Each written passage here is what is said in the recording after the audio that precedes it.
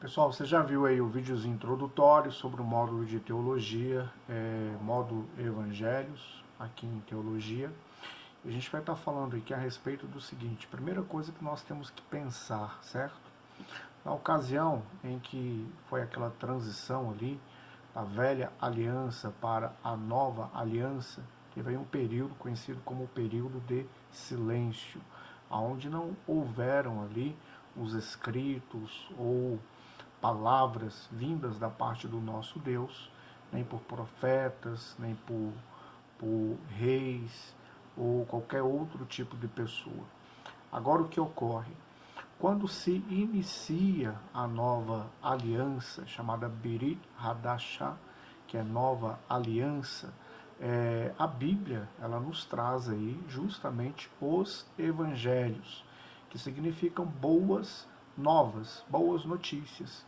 Então, o evangelho, ele tem aí um conteúdo, um teor de notícias boas, notícias que são dadas a respeito do Cristo, a respeito do Messias, a respeito do ungido. Note que eu usei 3 palavras para dizer a mesma coisa: o ungido, HaMashiach, Yeshua HaMashiach. Então, Jesus, o ungido. O ungido, aquele que tem a plenitude do Espírito Santo, tá? E aí nós temos aí 4 evangelhos em autores diferentes, aonde a gente vê uma forma de escrita diferente com o público, a forma que foi desempenhada em cada evangelho. Isso é importante até para mostrar para aquelas pessoas que queiram realmente a verdade. Se a Bíblia é vinda da parte de Deus, se Jesus existiu. Então, todas essas questões que são levantadas por pessoas que ainda não professam a mesma fé que a gente, se essas pessoas tiverem o cuidado de estudar não só a Bíblia, fora da Bíblia, elas vão chegar a esta conclusão, tá certo? Agora, se a pessoa ela for procurar estudar de uma forma inclinada, doutrinada, aí, obviamente, ela vai continuar vendo, enxergando a mentira, o engano, certo? Agora, nós temos aí os evangelhos Mateus, Marcos, Lucas e João. São 4 evangelhos que falam da mesma pessoa, e em nenhum momento eles têm contradição, e visto por olhar diferentes, não há contradição, e os mesmos apontam para Jesus Cristo, o Filho de Deus. Aqui nessa aula número 1 sobre os evangelhos, é importante a gente ressaltar o seguinte: eles estavam na ocasião debaixo do Império Romano, significa que eles estavam pagando tributos, eles não tinham uma liberdade econômica, eles não tinham uma liberdade de governo, eles estavam ali sendo cada vez mais impostos sob as leis romanas, sob o jugo romano. Então, digamos assim, eles trabalhavam muito e parte do seu trabalho iria para os impostos, que não retornava em benefícios para a nação ali de Israel. Segunda questão, os romanos, eles tinham ali a sua forma de cultuar, como também na ocasião já haviam várias formas de culto ali em Israel.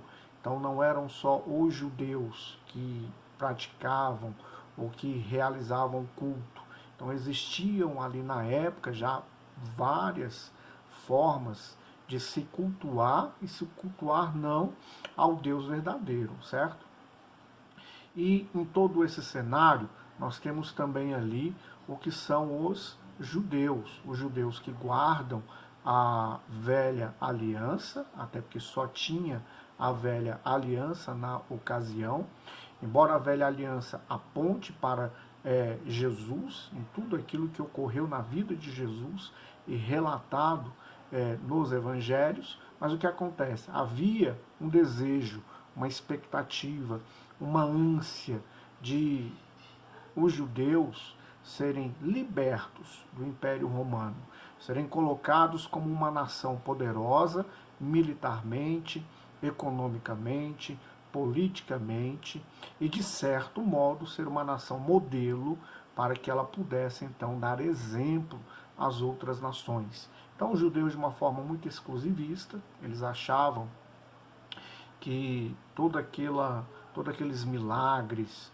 todas aquelas palavras se referiam apenas à sua nação, sendo que o Senhor Deus, ele já tinha o plano, inclusive colocado na velha aliança, a respeito de alcançar a humanidade. Então, o nosso Senhor Jesus, quando ele surge fazendo sinais, prodígios, maravilhas, dando entendimento às escrituras da velha aliança, a lei apontando para ele, toda aquela situação. Porém, ele não batia, ele não era aceito, principalmente pelos religiosos, porque eles achavam algo completamente fora do padrão, o Machia, o Messias, o ungido, o Cristo, vir da forma que ele veio, assentando-se com pecadores, realizando milagres, não só às pessoas que eram nascidas ali dentre as tribos de Israel, mas fazendo milagres até para os gentios. Ele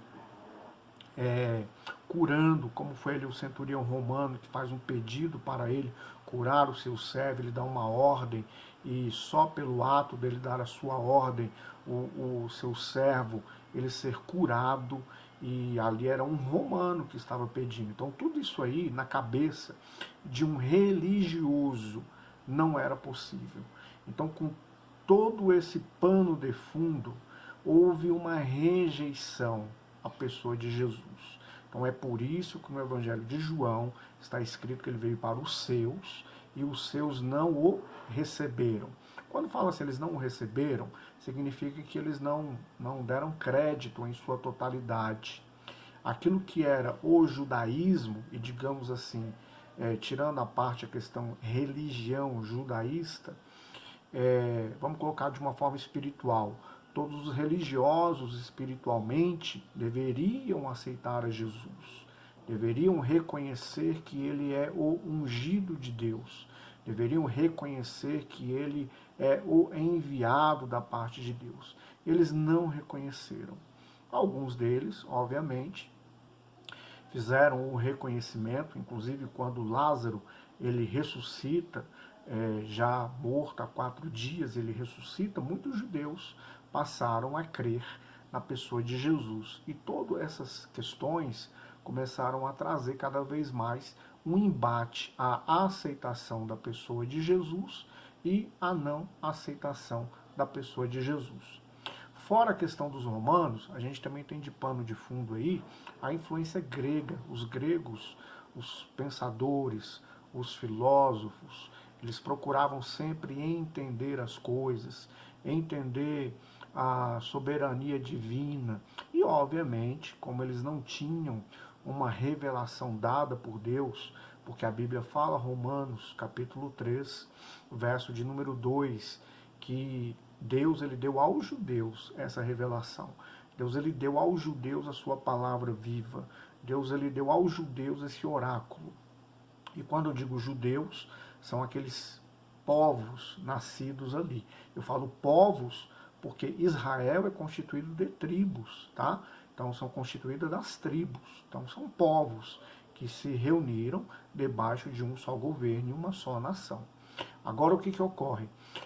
Falando toda essa situação, os gregos, eles eram influenciadores por conta dos seus pensamentos, a sua forma de pensar, o seu entendimento, e certamente homens inteligentes, mas numa questão espiritual não eram homens inteligentes, porque não tinham uma inteligência espiritual.